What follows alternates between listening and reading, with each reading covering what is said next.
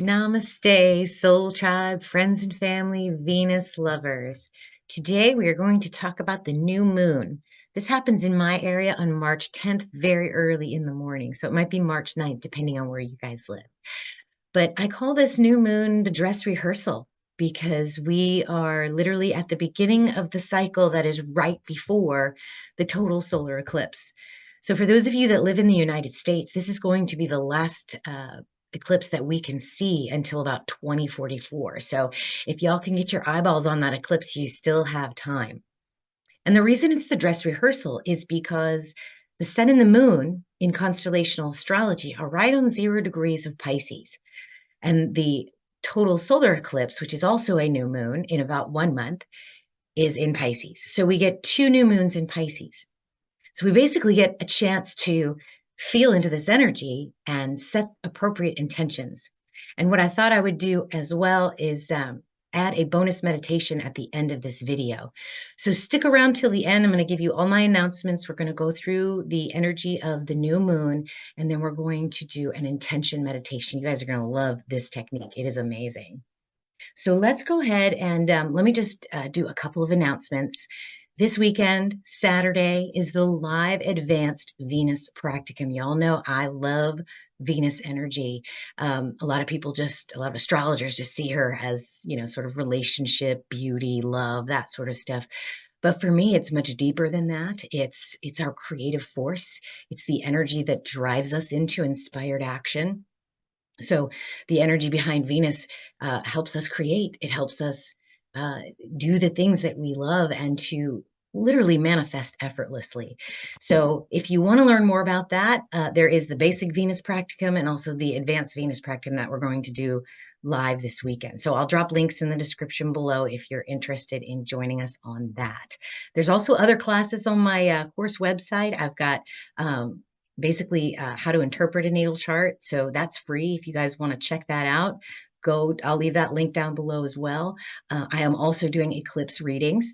It's on sale for a limited time because I don't want to get over inundated with it. I don't want to have to create a wait list, but I'll leave that link below if you guys want to get in on that.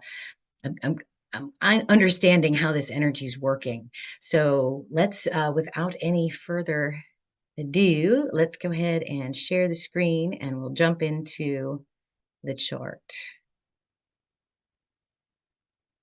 Here it is. So this is the new moon. For me, it's at 3:30 in the morning on March 10th, okay? As you can see, there aren't a whole lot of major aspects. You have the nodes opposing each other, which they always do.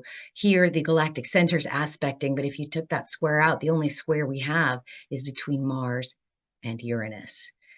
So let's get out the pen because I want to show you some cool things.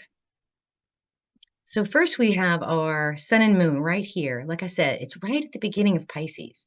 And because in constellational astrology, Pisces is a big constellation. It's, let's see, 10, 20, it's like greater than 40 degrees. And so you can have two new moons. You can have two full moons in Pisces. It's very, very interesting. So this is our dress rehearsal. This is where we get to practice setting the intentions that we need for the eclipse. Eclipses lift the veil. They show us the true nature of the energies that we're working with. They can show us our true power. It can also be used to set terrible intentions. And so I think if as a collective we come together and we set intentions for peace, intentions for prosperity, individual intentions that help us and others, then we're going to be in a really good space once this eclipse energy passes and for the next several months.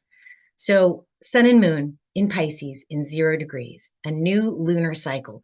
If you follow lunar medicine, you set intentions at the new moon. You release things at the full moon. So that's what we're going to do at the meditation at the end of this video. So the sun and the moon is your inner, emotional, feminine self. The sun is your outward expression, the masculine, the father. So we have mother and father. We've got inner and outer. We've got the soul and the body all right here, right at the beginning of Pisces. So this is a chance to reset your channel. This Pisces energy is all about love, about oneness, about merging with the spirit, about the subconscious, about dreams, about imagination. So it It gives you an energy of releasing the confines of the body by purification and through purging. There's a sacrifice energy in Pisces, similar to Jesus Christ's energy, where he sacrificed himself for the good of humanity. There's an energy of sensing, of intuition, being guided, an instinct almost. There's sensitivity, there's devotion, there's empathy. It's the world of dreams and spirit. Now, Sun and Moon are also loosely conjunct Neptune, right here. Neptune's actually more conjunct with Mercury. And I'm going to give you guys a little bit of a clue about eclipse energy when we get to this energy right here. But when you have Sun, Moon, and Neptune all in the energy of Pisces, we are talking about mediumism, mystery, the sublime, the ability to adapt, merging with other, merging with oneness, merging with the self. Visions. There's a solid inner certainty and spirituality. But also on a global level, it's illusions, it's deceptions, it's looking over here and not truly tapping into the inner deep that is connected to all.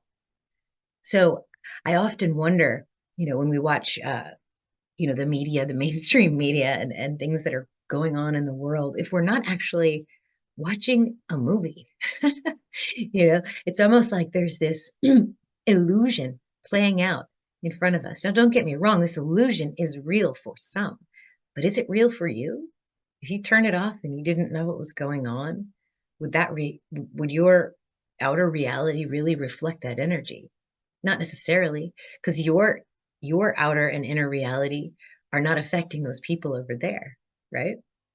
So it's almost like the veil is lifting and we're able to see what's happening in others' realities. We're able to witness other timelines. And the key here is to begin from the center and ripple out the intentions that we wish to see in our own reality, in hopes that it will actually affect others' realities in a good way. So this is an awesome time to practice using your channel, to tune into spirit, and to hone your abilities to set your intentions. Also with Pisces energy and medical astrology is associated with the feet and the ankles. So just watch your feet and ankles. Be careful of accidents. Watch your step, like look forward, watch where you're going. Take each step with an intention. Okay, so that's that energy. Now what's aspecting Sun and Moon? So we have Sun, Moon sextiling onto Uranus right here. This is a sudden emergence of unconscious powers that are suddenly made conscious. So unique and unusual transmissions may emerge. New spiritual practices may occur. There might be a loss of limitations here with this sextile, because with Neptune attains enlightenment through all that is possible. And Uranus attains enlightenment through metamorphosis and breaking free. So listen to the dreams. Pay attention, be careful. This energy is so dreamy and so spiritual. We need to be very careful not to lose ourselves. All right, so Uranus is going to bring unusual energies into your spiritual field. You might learn about new practices. You might lose some of your limitations, and you might have lucid and crazy dreams, but be careful to not lose the self. Now, for a minor aspect, Mars is semi-sextile the Sun and Moon. So Mars is over here in practical earthy Capricorn, sextiling on Sun, Moon. Okay, now a semi-sextile is two elements working harmoniously together. So we have Mars in practical earthy Capricorn. You have Earth over here, and then you've got water. Water, Pisces is all water, the deep ocean, the light at the bottom of the sea. So how do you work with earth and water in a harmonious way? So Mars being in Capricorn is achieving structures, creating things, so to speak, that can channel the water. Imagine Mars building a canal to channel this flow of water. So it comments on perhaps a new spiritual practice, or perhaps a new way of practically using your spiritual energy in a way that's very grounded to Earth, right? So Mars can create the structures in which the water can flow. So that's a really nice way to work with a Martian semi-sextile to Sun Moon. We've also got North. So we want to talk also about the nodes because the nodes are a big part of lunar energy. So we have the South Node here in Virgo, and we have the North Node conjunct Chiron. We've been dealing with this axis for quite a while now. And the South Node represents our karma. It's our past. It's our habitual, repetitive loops, the area in which we are very comfortable, the area where we come from. Virgo is a huge constellation as well. It's full of galaxies. There are thousands of black hole galactic centers in the constellation of Virgo. It's part of the Virgo cluster. So it takes energy and turns it into matter. And so it's a remembering, it's a reminder that we are powerful creator beings. And our destiny is to create universal love and oneness, which is the North Node. That's our destiny. Our collective destiny is to follow this path. With Chiron conjunct the North Node, Chiron is our collective wounding. It's disconnection from spirit. So how do we integrate the collective wounds so that we can reconnect with the higher self, with spirit? So it's an integration of the collective wounds in order to evolve towards universal love and oneness. And that's exactly where this following new moon on April 8th, the total solar eclipse will fall. Mars sextiles the North Node. So Mars in earthy Capricorn is creating an opportunity to take actions towards our collective destiny, perhaps by creating those structures that work with the flowing spirit waters of Pisces. But Mars also trines that South Node. Now, Mars with this trine, it might seem like a nice energy, but it's going to be very easy to fall back into actions of habit. This will drain you. Okay, so watch this energy, watch Mars. Be strong and bravely go boldly into the depths of Pisces. But use that practical magic that Mars has and create a structure that you can use and set intentions to have that structure available to you through this next lunar cycle. This lunar cycle and the next one is literally like a once in a lifetime opportunity. The stars are aligning and the planets are aligning in such a way that we probably won't ever see this again while we're alive here on this planet. So this is really an incredible time. A lot of things can go one way or the other. It's very difficult to sort of tell, how it's going to go individually for each of us, but this is the general energy, and this is basically the best we can do as astrologers to help you. If you need a more personal reading, which I highly recommend, either with me or an astrologer that you trust, do that because eclipse energy can follow you for 6 months to a year. So I would definitely recommend getting a personal reading for the eclipse. So that's all moon energy. Let's talk a little bit about some other aspects that are happening, not necessarily associated with the moon or the nodes, but that sort of reinforce the underlying themes that we're working with here. Now, the only squares I mentioned is Mars squaring on Uranus. This is the tough one, okay? This is actually separating, so it's already happening. We're in the middle of it right now, and then in a couple of days when that new moon hits, it's going to start to ease off. Venus did this with Uranus, and now Mars is, because very recently they were just conjunct. So remember, this is a very spiritual cycle. And while all this Pisces energy is very dreamy, very juicy, the carnal desires of Mars might actually be stimulated in a very earthy and practical sign. So it might be difficult to be on your quote unquote best behavior. So remember, there's no boundaries with Pisces. There's a merging here, and Mars is very practical. And sometimes you can't always merge with what's practical. So I would tread carefully with any substances that loosen your inhibitions. So alcohol, drugs, anything like that make it kind of okay just to sort of disregard the practical matters of your life. It might put you in a space where you either hurt something that you very much care about or do something that you would be embarrassed about later. So watch those carnal desires that Mars is going to be influenced by because of that juicy, dreamy Pisces energy that we're moving through. Jupiter also sextiles on Saturn. This has been a very long transit. It's going to end this month. Here's Saturn sextiling on Jupiter. This is a see, here it is, it's separating. So it perfected just a few days ago, and it will wane off. This is having all the time in the world that you need. Things come together in the perfect timing, that sort of thing. But what you're going to notice as Jupiter and Saturn separate this sextile is that time's going to speed up a little bit. So if you're noticing the phenomenon over this next lunar cycle that, oh my gosh, all the things that I just dreamed about, that I just set intentions for, I can't do it. There's no time.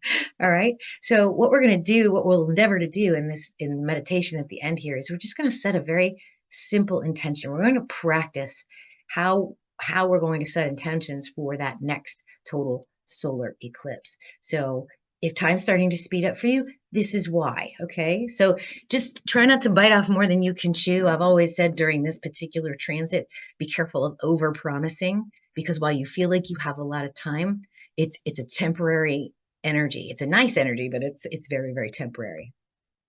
Now, Jupiter and Uranus are getting closer and closer together. They're within the orb of each other, so they are what we would call conjunct in Aries, the constellation of Self. This is an approaching aspect, right? So Jupiter and Uranus approaching, far away but approaching. So within the next month or so, that will get closer and closer and closer. Jupiter will pass over Uranus and into Taurus. So there's a quickening. There's a quickening of expansion during this cycle, as well as into the self. So when you can tap into the inner self and set intentions, you're going to find that manifestation, trust in self, faith in the self, are also going to quicken. So time's going to speed up, and so are your intentions. Thoughts will become things, especially as we approach the lunar eclipse, because that's when the intentions manifest. As the moon swells and gets bigger and bigger and bigger, the manifestation, the intentions that we set will begin to come to creation. Okay. Now, Mercury is also conjunct Neptune. It's closer to Mercury than Moon Sun, and this conjunction perfected a couple of days ago.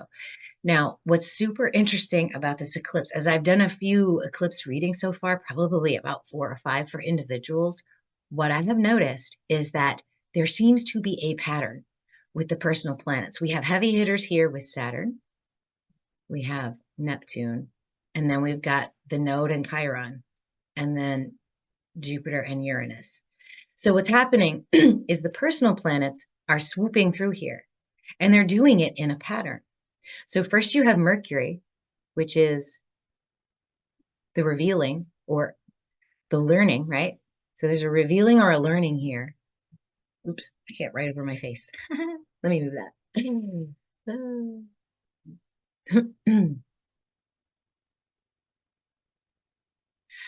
So there's a revealing here through information.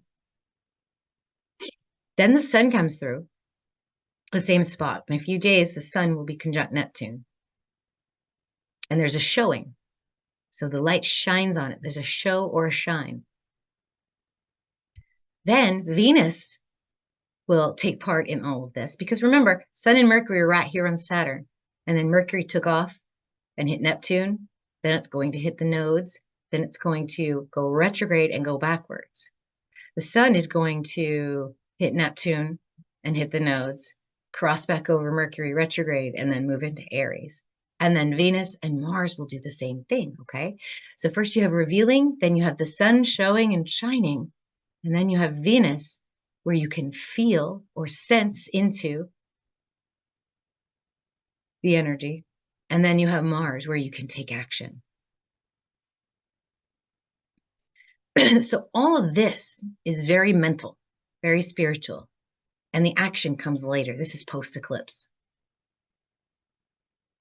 So that's what I'm discovering And so anything in your chart that's aspecting these larger luminaries is going to feel first a revealing, a showing or a shining, a sensing and a feeling, and then an action. All right, so that's sort of how the dress rehearsal is going to go. So now that we've got our script, now we can begin to work with this energy. So Mercury will go from Neptune to the nodes, and we'll get a little bit of a clue as to the information on what is happening there. I am going live later today because this video is coming out Thursday. Yeah, so later today on Facebook, if you want to watch the transits from the new moon to the full moon, which is the lunar eclipse. So this is information. This conjunction is information to assist in surrendering to the transformation. Venus is going to semi-sextile Neptune. This is the last aspect that we're looking at. So let me just clear all this out so we can talk a little bit about Venus. So Venus is going to semi-sextile onto Neptune energy. This is just very, very nice energy. Remember, this is a semi-sextile, so air, because Venus is in Aquarius right here, and Neptune's in water. So it's air and water working together harmoniously. So what are some examples of air and water working together? Well, the first thing I thought of was steam, right?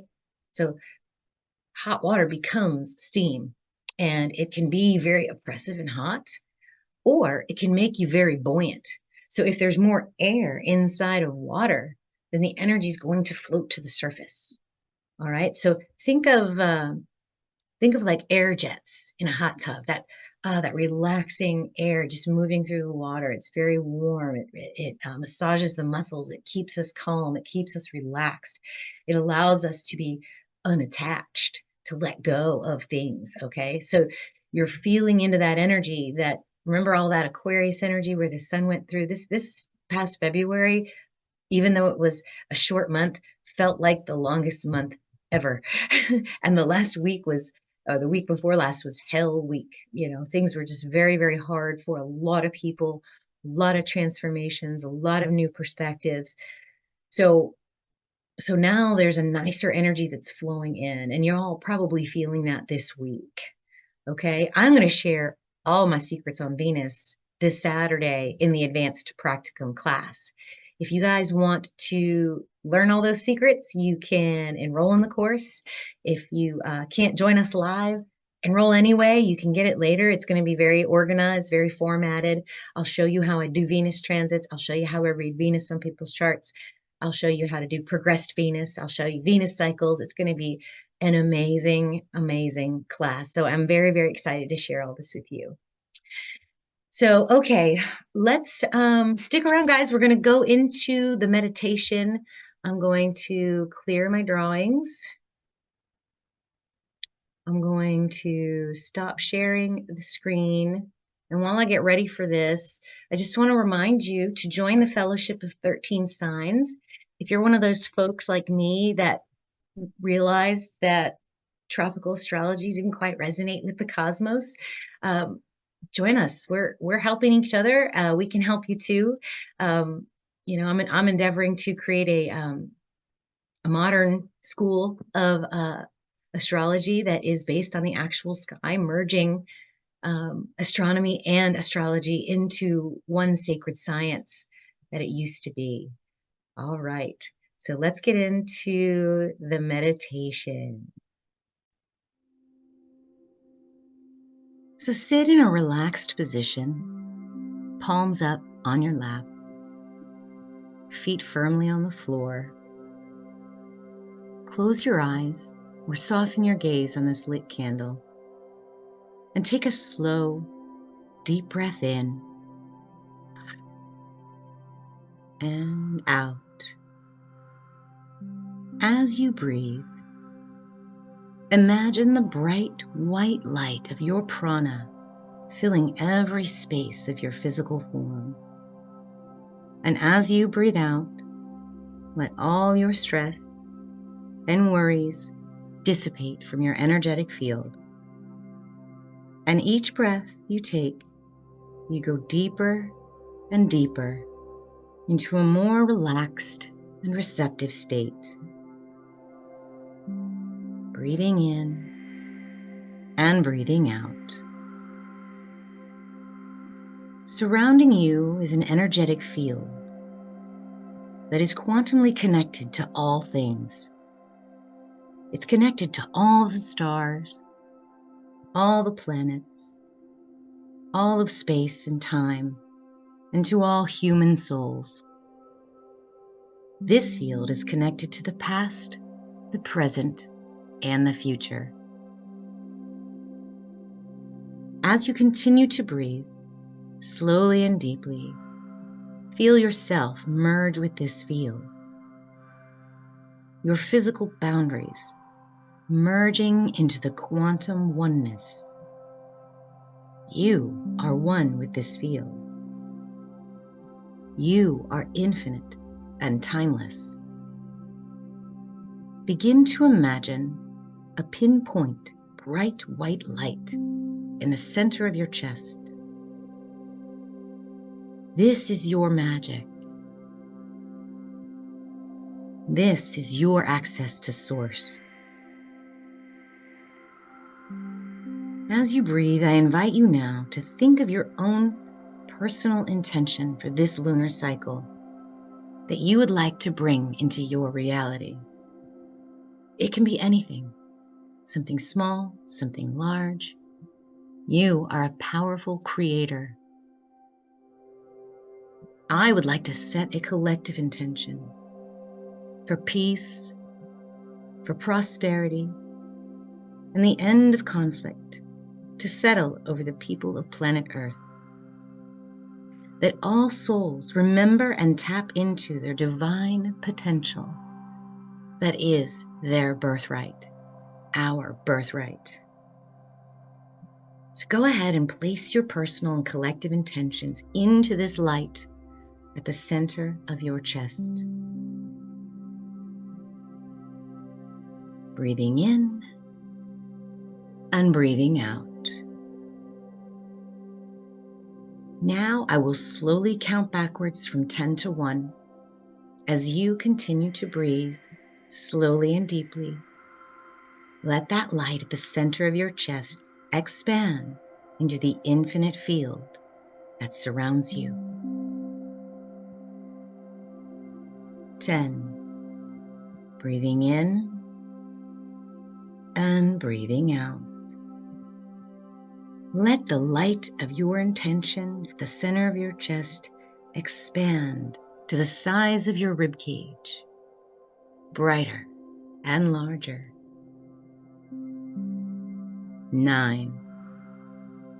Brighter and brighter, this light expands to the edges of your physical body. 8. Inhaling and exhaling. The intention expands to the walls of the room that you're sitting in right now, filling the entire room. 7. Brighter and more intense, your intention expands to the size of your house. 6. Staying focused, push this orb of intention into the ground and up into the sky and beyond the walls, into the size of a city block. Larger and larger. 5. Yes, you are really doing this. Your single intention will ripple out through all the neighborhoods in the city and town that you live in. 4. You are so powerful. Release your intention into this growing orb of light, now the size of your entire country. 3. Continue to breathe in and out.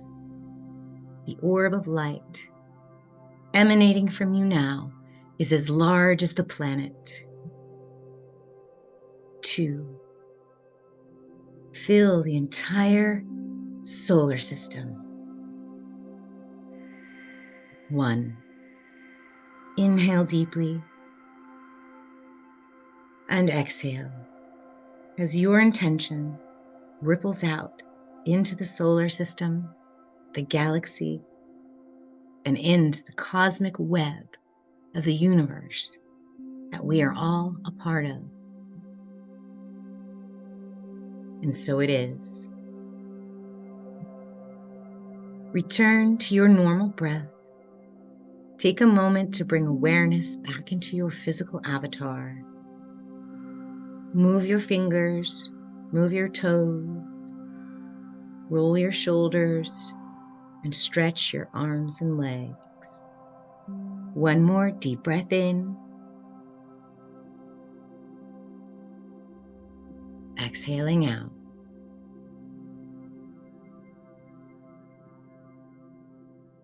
Open your eyes when you're ready.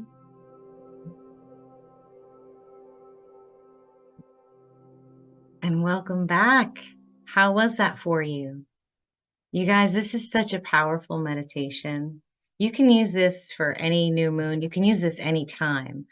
But the cosmos really allows for intention setting, and it's much more powerful when you do it during a new moon. So practice this and then use this during the total solar eclipse. All right. So thank you so much for taking this journey with me. I'm going to end this video now, and I'll see you next time. Namaste, my friends. Thank you.